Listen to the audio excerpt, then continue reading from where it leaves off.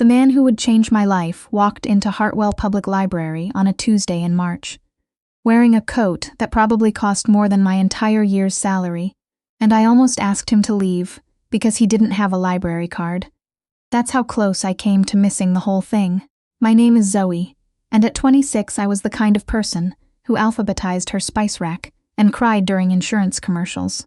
I had a bachelor's degree in library science from Dalhousie, a one-bedroom apartment in Hamilton that smelled faintly of someone else's cooking, and a job I loved at a mid-sized branch library that nobody in City Hall seemed to love back. The Hartwell branch had been running on a shoestring budget for 3 years. Our carpet had a water stain shaped like Lake Ontario. We had one functioning self-checkout kiosk, a children's section that I'd painted myself on a Saturday in November, and a Tuesday afternoon story time that I ran for free because nobody had told me I wasn't supposed to. That Tuesday in March, I had 14 kids on the carpet and a copy of Stella Luna in my lap. I always did the voices. I know some librarians don't. They just read straight through. But I always did the voices because I remembered being 7 years old and my grade 2 teacher reading Charlotte's Web like she was reciting a phone book, and I'd made a promise to myself then that if I was ever in that position, I would not be that person. So I did the voices. I did the bat. I did the birds. I did the little gasping moment at the end when Stella Luna realizes she was a bat all along and not something lesser, not something that needed to be fixed. I didn't notice him until I looked up between pages. He was standing at the edge of the children's section, just past the low shelf of early readers, hands loose at his sides. He was tall, really tall, the kind of tall that makes a children's section look built to scale. With dark hair and a jaw that looked like it had been put together by someone with very particular opinions. He was in his mid-30s, maybe. The coat was charcoal. The watch was understated in the way that extremely expensive things are understated. He was watching me read. Not the kids, me. I looked back down at the book, finished the page, turned to the next one, and I felt his eyes the whole time. Not in a creepy way, or at least not immediately, but in the way you feel when someone is paying attention to you so completely that it has a kind of gravity to it. Like standing near something very large and still. When I finished the story, the kids scattered. A little boy named Marcus grabbed his backpack and knocked over the whole dinosaur display, which was just a Tuesday. I helped put the dinosaurs back. I looked up. The man was gone. I thought about him for about 45 seconds, decided he was probably a parent who'd wandered in from the parking lot, and went back to my desk. He came back Thursday. I only knew because Janet from Circulation whispered, "That man is here again at me," over the return cart, very pointedly, and I looked up to see the same charcoal coat, same careful stillness, same pair of eyes that seemed to have very strong opinions about where they wanted to be pointed. He walked to the reference section. He pulled a book off the shelf. He sat down at the big oak table by the window and read for 2 hours. He didn't cause any trouble. He didn't approach me. He just read. On Friday I found out why he was here. One of our board members, a retired teacher named Gerald, who volunteered on Friday mornings, pulled me aside in the staff room with the particular expression people wear when they're about to ruin your day. He told me that the Hartwell branch had been flagged for closure review. The city was considering consolidating 3 of the lower traffic branches into one new central location, and a private development firm had submitted a proposal to purchase the property. The development firm was called Graywell Capital. I had to Google it. I found the website. Clean. Minimal. A photograph of a glass building in downtown Toronto. And in the About Our Team section, 3rd name down, Reese Caldwell, Director of Acquisitions. There was a headshot. It was him. I stared at the photo for longer than I'm going to admit to you. Then I printed it out, which I'm also not going to admit. Then I put the printout in my desk drawer and went back to the floor and pretended everything was fine. It was not fine. He came back Monday. I know I should have said something right away. I know the professional thing, the smart thing, the thing any reasonable person would do, was to go up to him and say, "Miss Caldwell, I know who you are and why you're here, and I think you should know that this branch serves 4,000 registered users and has the highest children's program participation in the region." That's what I should have said. Instead, I watched him sit down at the oak table again, and I thought about all the kids who came to Tuesday Storytime, and I thought about the single mother who came every Wednesday to use the computers to job search, because she didn't have internet at home, and I thought about the older man, I never learned his name, who came in every morning at 10 when we opened and stayed until noon reading the newspaper, and he'd told me once that it was the best part of his day. And then, because I was 26 and had never been described as overly cautious, I walked over to the oak table and I sat down across from Reese Caldwell.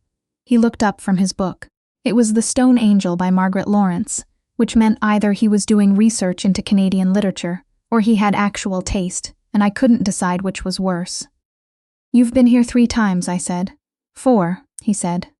"I came in last Wednesday while you were at lunch. That was unexpected." I filed it away. "I know who you are," I said, "and I know what Greywell Capital wants with this property." He looked at me for a moment. Something moved behind his eyes. Not guilt exactly, more like recalibration. "Then you know the city has already opened the review process," he said. His voice was low and even, not unkind. "This isn't something I'm doing to your library, Ms. Flynn," I said. "Zoo Flynn, Ms. Flynn." The review was initiated by the city before Greywell submitted any proposal, and Greywell's proposal just happened to be ready and waiting. A pause. "We're thorough," he said. "You're opportunistic," I said. He didn't look offended. He looked, and this is the part I keep coming back to, slightly entertained. Not in a dismissive way. In a way that suggested he wasn't used to people saying the word opportunistic directly to his face, and he found it more interesting than anything else that had happened to him that week. "The library has declining foot traffic numbers," he said. "We had 2,000 individual visits last month," I said. "That's not declining. That's what underfunding looks like. When you cut our hours, people stop coming. Then you point to the numbers and say, 'See, people aren't coming.'"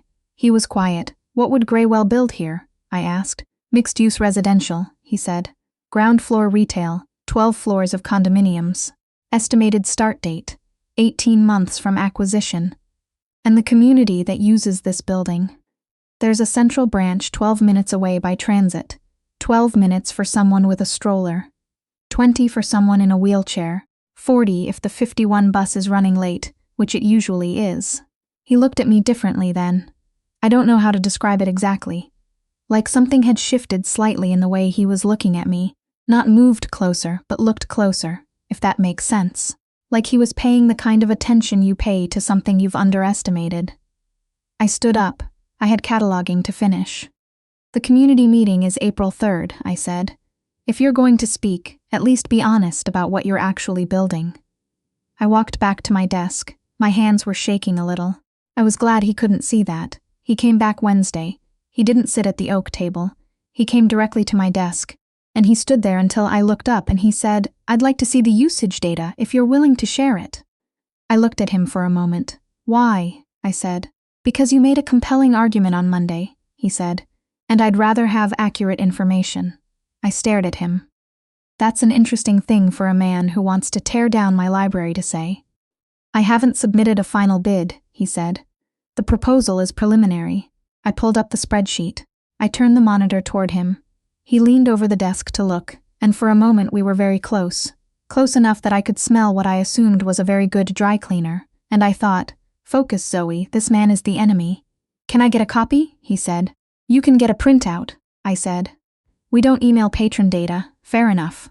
I printed it. He took it. He folded it into the inside pocket of the charcoal coat. "Miss Flynn," he said when he was almost to the door. "Zoe," I said before I could stop myself. "It's fine, you can just—" "Zoe is fine," he paused. Something in his face shifted just slightly, and I couldn't read it, which I found profoundly annoying. "Zoe," he said, and then he left. I sat at my desk and stared at the door for approximately 30 seconds. Then Janet came by with the return cart and gave me a very specific look and said nothing, which was almost worse. The next 2 weeks were strange. Reese Caldwell came to the library 4 more times. Each time he sat somewhere different. He asked me questions, always on topic, always about the library, programming, usage, demographics, but he asked them in a way that felt less like due diligence and more like genuine curiosity.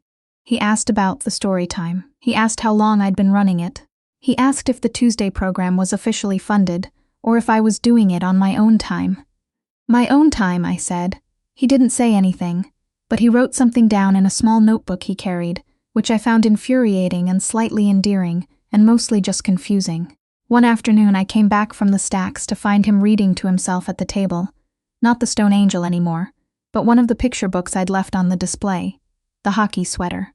He had it open on the table and he was just reading it, quietly, by himself. I stood in the stack's doorway and watched him for a second. He looked up. I looked away first. On a Thursday in late March, he was there when we had an incident. A teenage boy, maybe 15, had been coming in most afternoons. Quiet kid, always alone, always took a book to the back corner. That Thursday he was there when I went to the corner to shelve, and I noticed he'd been sitting for 3 hours and hadn't moved. And when I looked more carefully, I saw that he was shaking slightly. I sat down in the chair across from him, the same way I'd sat across from Reese that first time. I said, "Hey, are you okay?" He wasn't okay. He was having a crisis of the kind that 15-year-olds sometimes have when things at home are bad, and libraries are warm, and there is nowhere else to go. I won't share his details because they're his and not mine, but I sat with him for 40 minutes. I called a youth support line I had the number memorized for. Kids Help Phone, 1-800-668-6868. I'd had it on a card on my desk for 3 years. I stayed until he was calmer, until he had a plan for the evening, until he looked like he was going to be okay for the next 12 hours. When I came back to the front, Reese was still there. He was watching me from the table, and when I looked at him, he looked away. He left 5 minutes later without saying anything. He came back the next morning. "What you did yesterday," he said. He stopped, started again. "That wasn't in any of the programming data." "No," I said, "it wouldn't be." A long pause. "What's his name?" he said. I looked at him. "I'm not going to, I just." He stopped again. This was the first time I'd seen him anything less than completely composed, and I found I didn't know what to do with it. "I was 14 once," he said, "and there was a place I went and someone sat with me. I didn't say anything." "Was it a library?" I said finally. He looked slightly startled. Then the edge of his mouth moved. "No," he said. "A hockey rink. But the principle is similar." I thought about the hockey sweater on the table. I thought about a 14-year-old version of someone who was now 36 and wore charcoal coats and bought libraries. I thought about the spaces that save us when we're too young to save ourselves. "Don't close this branch," I said. He looked at me for a long moment. "I'll be at the April 3rd meeting," he said, and he left. I spent the next week and a half preparing for that meeting like it was a court case. I had numbers, charts, testimonials. I had Gerald write a statement. I had the single mother. Her name was Dana, and she gave me permission. Write 3 sentences about what the library's internet access had meant to her job search. I had a note from the parents of a nonverbal 8-year-old who had started communicating through storytime participation. I had everything I could get my hands on. I also, privately, and in no way professionally, thought about Reese Caldwell a great deal more than was warranted. He had a way of looking at you that made you feel like you were the most considered thing in the room. Not flattered, considered.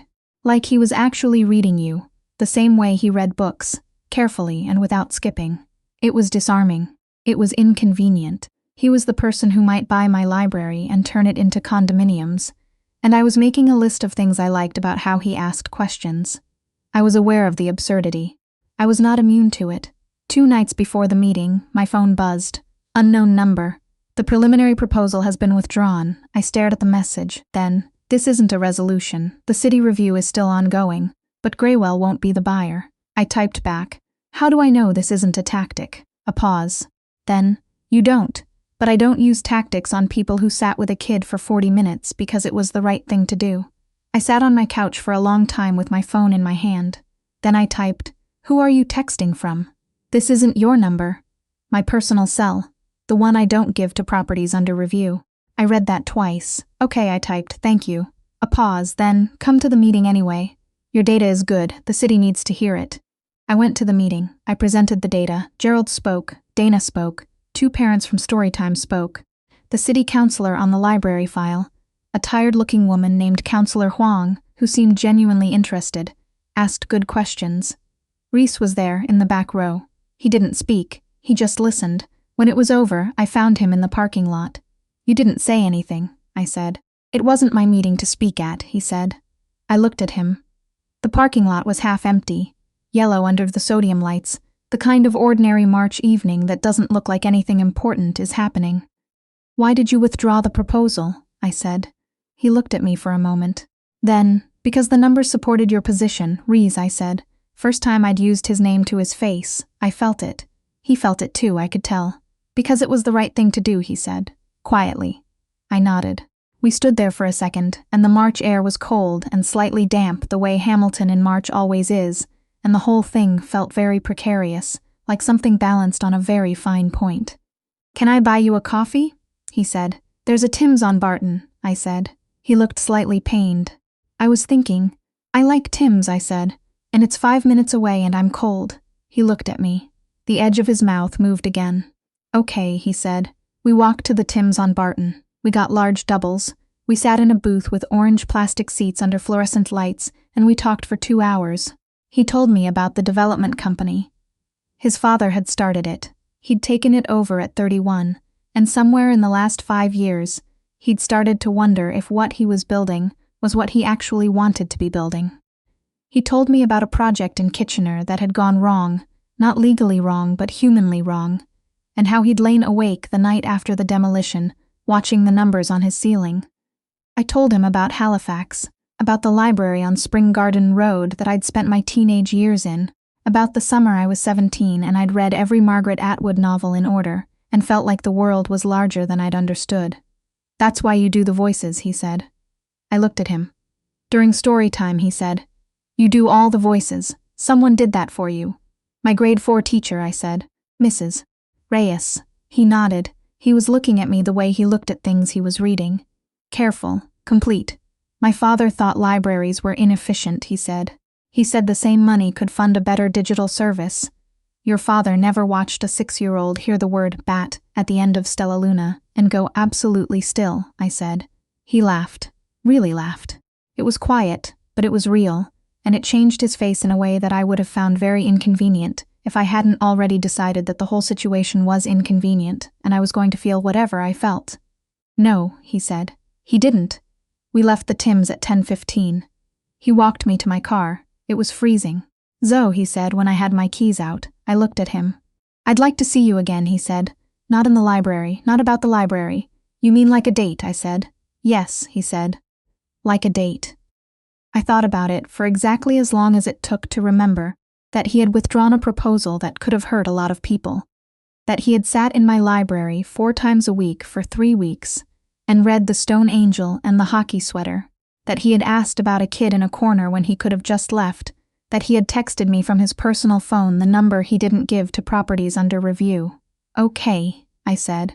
He looked like he'd been prepared for more resistance. It made me smile. "Saturday?" he said. "Saturday," I said. "But not somewhere with a dress code. I'm a librarian." "I know somewhere with good food and no dress code," he said. "Do they have vegetarian options? I'll make sure of it." I got in my car. I drove home. I sat in my parking lot for 5 minutes, with the engine off, in the dark, feeling the specific way you feel when something has shifted, and you can't unshift it, and you're not entirely sure you want to. Then I went inside and texted my friend Priya. Not the Priya in anybody else's story, just mine, my Priya, who I'd known since university, and who had opinions about everything and was never wrong in ways I found deeply irritating, and I told her the whole thing. She sent back, "A man who reads Margaret Lawrence voluntarily and withdrew a bid because you sat with a crying teenager, Zoo." I sent back, "I know." She sent, "Do not mess this up." I sent, "I am going to try my best." Saturday was a restaurant on James Street North. Not a trendy place, an old place, the kind with actual tablecloths and a menu on a chalkboard and food that tasted like someone had been making it for 20 years. He was there when I arrived, which I noticed, because a man who is already there when you arrive is a man who left early to make sure he was already there. He stood up when I walked in. I told him he didn't have to do that. He said, "I know." We ate. We talked. We argued gently about whether the Raptors had made the right call in the last trade deadline, which led to a long discussion about organizational loyalty versus competitive reality that I suspect was about something other than basketball. He asked me about Halifax. I asked him about the Kitchener project, and he talked about it longer and more honestly than I expected, and I liked him for it. He called me Stella Luna when we were walking after dinner. I'd told him about the Storytime origin story, about my grade 4 promise to myself, and something in my chest did a thing it had not done in a while. That's not a nickname, I said. It's accurate, he said. Bats are not typically considered flattering reference points. She figures out exactly who she is at the end, he said. That seems accurate. I looked at him. We were on the sidewalk, stopped, and the streetlight was doing something helpful with the shadows, and he was looking at me in that specific way, and I thought, here it is. This is the thing. You are unexpectedly a lot, I said. I've been told, he said. Is that a problem? Ask me in a few months, I said. He smiled. It was a real one. I was starting to learn the difference. We walked back to the parking lot. He didn't kiss me, which I appreciated. It was a first date, and he seemed to understand that. But when we said goodnight, he held my gaze for a moment longer than necessary, in a way that meant something. Same time next week, he said. I have Storytime Tuesday, I said. You can come if you want. He looked at me. To Storytime, you liked the hockey sweater. How do you know I liked it? You were reading it to yourself. A pause, something in his face that was almost. Tuesday, he said. What time? 3:30, I said. Bring a book. The kids like it when grown-ups have books, too. He showed up Tuesday at 3:20 with Owliver by Robert Krauss, which is, I have to tell you, a very good choice for a man trying to impress a librarian, and I don't know if he knew that, or if he just has genuinely good instincts, but either way, when he sat down at the edge of the carpet with 14 kids and one worn picture book in his hands, something in me became completely certain that this was not a man I was going to be able to keep at a reasonable professional distance. The kids asked him why he was there. He said he came to listen to a story. A small girl named, well, she called herself Bunny. It wasn't her real name. Bunny's Ms. Flynn tells the best stories, with the emphasis of a person who has important information to share. He looked at me. She does, he said. I know. I told the story. I did the voices. I looked up once, about 2/3 of the way through, and he was watching me with the same expression he'd had that first Tuesday in March. Complete attention, that specific gravity, like he was somewhere he'd meant to arrive at and hadn't known he was looking for. When the kids scattered and the dinosaur display got knocked over again, he helped me pick up the dinosaurs. You're going to keep coming, I said. It wasn't a question. If that's all right, he said. You should know, I said, straightening a stegosaurus, that I'm going to fight for this library every single time. If there's ever another proposal, another review, anything, I'm going to fight. I know, he said, and I'm not going to be different about it just because. I gestured vaguely between us. I know, he said again, and his voice was steady, and he meant it. I set down the last dinosaur. The city approved the funding extension, I said. Councillor Huang announced it this morning. 18 months. I saw, he said. It's not permanent. It's 18 months, he said. A lot can happen in 18 months. I looked at him. He was still crouching at the level of the dinosaur shelf, serious-faced. And the afternoon light was coming through the old library windows, the way it does in March, going gold at the edges.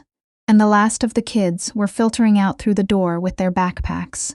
And the place smelled like old books and carpet, and the particular quiet of a building that has been holding people for years. Yeah, I said. It can. He stood up. We were close, the way you get in small library sections, the way that isn't by accident. Coffee, he said. And before you say Tim's, I said. He gave me a look. I told you, I said. I like Tim's, you just like winning, he said.